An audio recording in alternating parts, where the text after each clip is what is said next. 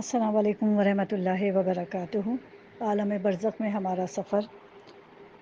ہم یہاں تک پہنچے تھے کہ ہم دیکھ رہے ہیں کہ کچھ لوگ ہیں اور ان کے پیروں میں کچھ بھی نہیں ہے، نہ چپل ہے نہ ساکس ہیں کہ وہ وہاں پتھریلے راستے کو آرام سے طے کر سکیں۔ سواری تو ویسے ہی نہیں ہے کیونکہ نماز کے یہ اسٹیشنز تھے ہمارے جو چل رہے تھے، تو نمازوں میں گڑبڑ تھی، سواری نہیں ملی، روحانی تکلیف ہے ان کو اب، اور یہ اپنا سفر آگے جاری رکھے ہوئے ہیں۔ تو ہم نے کل یہ بتایا تھا کہ ہم نے سوچا کہ کیا ایسی غربت، یعنی دیکھیں اگر ہم آج کسی کو دیکھتے ہیں کوئی بغیر چپل کے باہر دھوپ میں گرمی میں نظر آئے تو ہم کہتے ہیں کتنا غریب ہے بیچارہ کہ چپل بھی نہیں ہے۔ تو ہم نے بھی یہی سوچا کہ کس طرح یہ لوگ ہیں بیچارے، یعنی ایسے غریب ہیں کہ ان کے پاس پیروں میں پہننے کے لیے کوئی ایسی چیز نہیں ہے آرام دہ کہ یہ اپنا سفر کر سکیں۔ اچھا، آگے ہم دیکھیں گے لباس کے معاملات ہوں گے، خوراک کے معاملات ہوں گے، غذا کے ہوں گے، آرام کے ہوں گے، یعنی ہر طرح کا معاملہ ہوگا،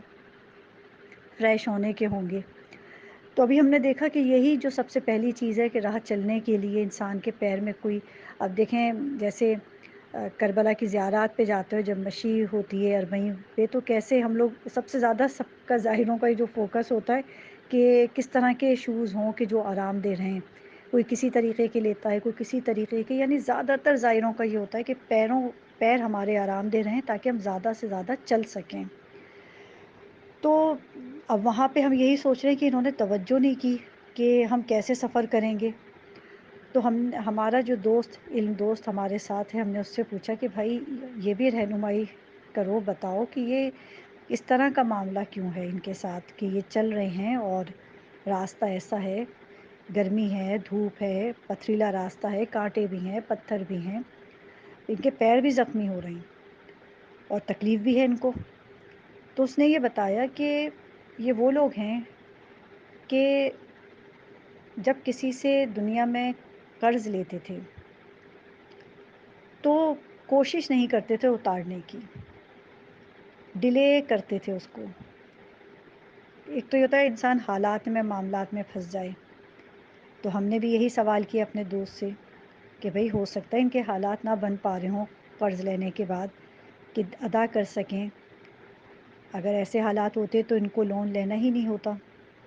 مگر ان کو قرض لینا پڑا اور اب نہیں ادا کر پا رہے کسی وجہ سے، تو کوئی مجبوری ہوگی۔ تو اس نے کہا کہ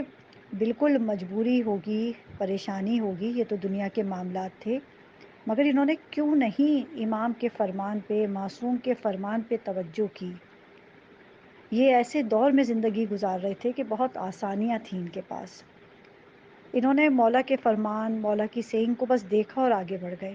انہوں نے توجہ نہیں کی کہ ان کے پاس کیا چیز موجود تھی۔ انہوں نے کیوں نہیں سورہ ولادیات کی تلاوت کی، ایک مرتبہ کرنی تھی، چھوٹا سا سورہ ہے، آخری سپارے میں، 30ویں سپارے میں، اس نیت سے کرتے کہ پروردگار ہمارے لیے اسباب بنا کہ ہم قرض اتار سکیں، سرخرو ہو کے دنیا سے جائیں، ہماری گردن پہ قرضے نہ ہوں کسی کے، کیونکہ یہ بہت سخت مرحلہ ہے۔ یہاں تو بڑا آسان یہ لگ رہا ہے مگر یہ بڑا سخت مرحلہ ہے۔ قرض کے حوالے سے آگے بھی بہت گھاٹیاں آنے والی ہیں، یہ اسی طرف جا رہے ہیں جہاں قرض کے معاملات ہیں کہ بہت شدید ہے کہ اگر آپ کے اوپر کسی کا 1 روپیہ بھی، 1 پیسہ بھی ہے۔ تو اس نے بتایا کہ انہوں نے کوشش نہیں کی، یہاں ان کو جو سزا دی جا رہی ہے یا سزا یا ان مراحل سے جو گزرا جا رہا ہے، کیونکہ جزا اور سزا تو روز محشر ہے، یہ جو اس چیز سے گزر رہے ہیں یہ ان کی کوشش نہیں تھی دنیا میں کہ ہم قرضہ اتاریں، یہ اعمال کی طرف توجہ نہیں کرتے تھے۔ سورہ فیل کو لکھ کے بازو پہ باندھنے سے قرضہ ادا ہوتا ہے، سورہ ولادیات پڑھنے سے قرضہ ادا ہوتا ہے، استغفار کثرت سے کرنے سے قرضہ ادا ہوتا ہے۔ انہوں نے کوشش نہیں کی کبھی، کیونکہ ان کو شاید یقین نہیں تھا کہ یہ قرآن کریم کیا پروردگار نے نعمت دنیا میں دی ہے کہ پہاڑ پہ نازل ہو تو ریزہ ریزہ ہو جائے، تو کیا ان کا قرضہ نہیں اترتا؟ بھلے ہی کتنا بھی ہوتا، اترنا شروع ہو جاتا، اترنے کی سبیل نظر آنی شروع ہو جاتی، مگر انہوں نے کوشش نہیں کی کہ جب آئے گا تو دے دیں گے، جب ہوگا تو دے دیں گے۔ تو ان کو یہ زحمت اور تکلیف اٹھانی پڑ رہی ہے۔ یہاں پہ رک کے کہ یہ انہوں نے کوشش نہیں کی، اور آگے جس گھاٹی پہ یہ اب جا کے پھنسیں گے وہ ہے کہ قرضہ اتارا ہی نہیں اور دنیا سے چلے گئے، نہ کوئی وصیت کی، نہ کسی کو بتایا، نہ کچھ کیا، اور اپنی گردن پہ لے کے چلے گئے۔ بہت خطرناک مرحلہ ہے وہ، بہت خطرناک، بہت زیادہ۔ تو ابھی تو یہ ہے کہ انہوں نے کوشش ہی نہیں کی، توجہ ہی نہیں کی۔ اور دوسرا ایک اور گروہ ان کے ساتھ ہے۔ ہم نے پوچھا یہ ان کے پیروں سے تو خون بھی آ رہا ہے، یہ کون لوگ ہیں؟ تکلیف ہو رہی ہے، اذیت ہے۔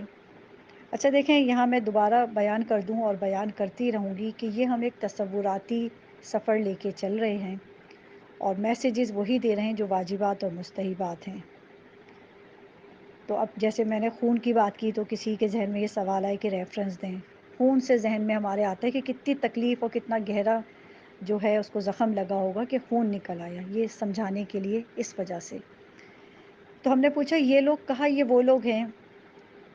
کہ جو دنیا میں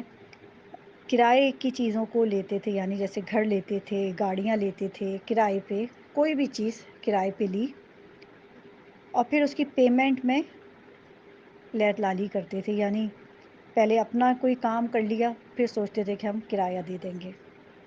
اچھا دیکھیں، اتنا اس میں ایک باریک مسئلہ یہ ہے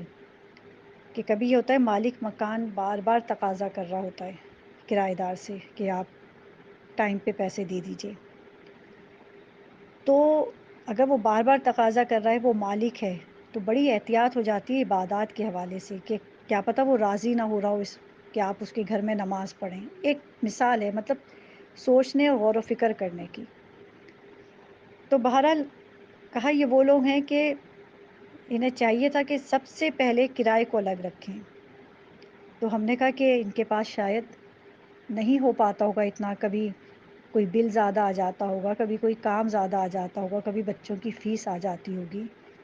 تو ہمارے دوست انہوں نے کہا کہ انہوں نے عقل سے دنیا میں کام کیوں نہیں لیا، انہوں نے اپنی حیثیت کے مطابق گھر کیوں نہیں جمائے۔ اپنے گھر بار کو ایسے ہی رکھنا چاہیے تھا جتنی ان کی حیثیت ہے، بچوں کی اسکولنگ اتنی ہی رکھنی چاہیے تھی، بجلی کے بل کنٹرول میں رکھنے چاہیے تھے۔ جس مالک مکان نے یا جس نے بھی اپنی کوئی چیز گاڑی دی کرائے پہ، گھر دیا ہے یا کوئی بھی چیز دی ہے، اس کی بھی تو ضرورت تھی، اس نے تبھی تو کرائے پہ دی ہے۔ ایک تو یہ کہ ہماری وجہ سے کسی کو اذیت ہو رہی ہے، ایک یہ ان کے لیے پریشانی کا باعث ہے عالم برزخ میں، اور دوسرے یہی کہ کوشش ہی نہیں کی کہ ہم سب سے پہلے نیک نیتی کے ساتھ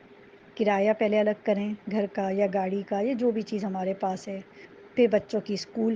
اس کے بعد پھر دیکھیں دوسرے معاملات۔ تو کہا دنیا میں ان لوگوں کے معاملات یہ ہوتے تھے کہ کسی کی شادی آنی ہے تو انہیں سب سے زیادہ فوکس یہ ہوتا تھا کہ کپڑے بن جائیں، کیونکہ فلاں لباس تو اس موقع پہ پہن لیا تھا، دوبارہ پہننے میں شرم آ رہی ہے۔ کہا پھر ان کا یہ مسئلہ ہوتا تھا کہ عید آ رہی ہے، بقرعید آ رہی ہے، جب نئے کپڑے چاہیے، ہر چیز، یعنی یہ ضروریات کی زندگی کو سمجھ نہیں پاتے تھے۔ اور علماء کرام دیکھیں یہی تعلیم دیتے ہیں کہ خدا نے سب کو ضرور دیا ہے، جتنا ضرورت کا ہے اتنا سب کے پاس ہے، باقی جو ہم نے اپنے معاملات کیے ہیں وہ ہمارے اپنے ہاتھ کے ہیں، ہم انہیں کنٹرول کر سکتے ہیں۔ بلکہ ایک عورت کے لیے، ایک بیوی کے لیے بہت تعریفی کلمات ہیں روایات میں کہ ایک عورت جو خرچے کو بہت سنبھال کے چلتی ہے، بچا بچا کے چلتی ہے، وہ ایسی ہے کہ جیسے اپنے شوہر کے ساتھ کمانے والی شمار ہو، یعنی اپنے شوہر کا بوجھ اٹھاتی ہو کمانے میں اور اس کی طرح محنت کر رہی ہو، ایسی مثال دی گئی ہے۔ آج ہم دیکھتے ہیں خواتین ہی خرچے بڑھاتی ہیں، دیکھیں بہت معذرت کے ساتھ،